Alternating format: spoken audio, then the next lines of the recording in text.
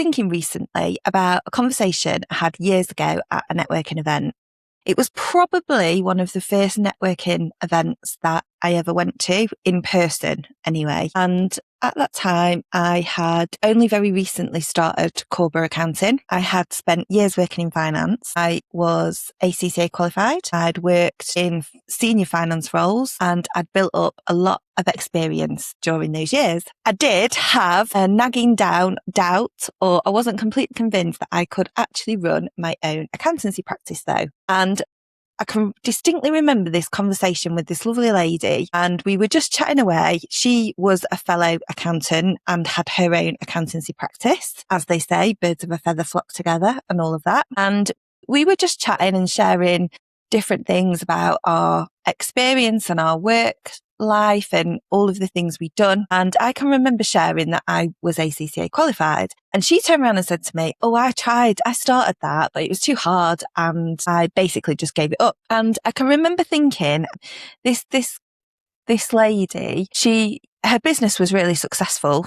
It was growing. She was doing all of the things at that time I was in awe of. And I can remember thinking, she's less qualified than me. She's got less experience than me. But yeah, there you are doing the thing that I'm sat here talking myself out of doing. And it was a really, really strange moment. And it's always stuck with me through all these years, because the truth is, when it comes to running a business and doing things in life, it's not always about having a qualification or having the experience or all of those things. It's actually about confidence. That's really what the problem is. And it's something that I probably have struggled with a little bit during my time. And recently, in another conversation with a friend, they were asking me about if I had any regrets. It was a big, long story, but we ended up talking about regrets, which I try not to do regrets because they're a bit of a wasted emotion, if you ask me.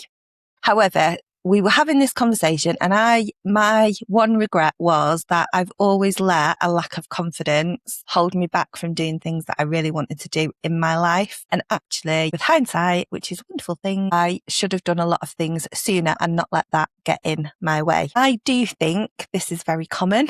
And I think that a lot of business owners probably experience something similar. And if you have a good look around and see somebody doing something that you'd love to do, whether it's expanding their team, building, starting a business, launching a new service, growing a team, speaking on stage, starting a podcast, and your first thought is they're probably better than me. They probably know something that I don't. They're probably more ready than I am. The truth is that a lot of the time they aren't. They've just decided to start before they feel ready. And I think that this is something that over the years, confidence rarely comes before action. I think the truth is we'd all like to wake up one day and suddenly feel ready to do things, ready to grow, ready to start, ready to take the risk, ready to make the decision. But most of the time, that's not what happens.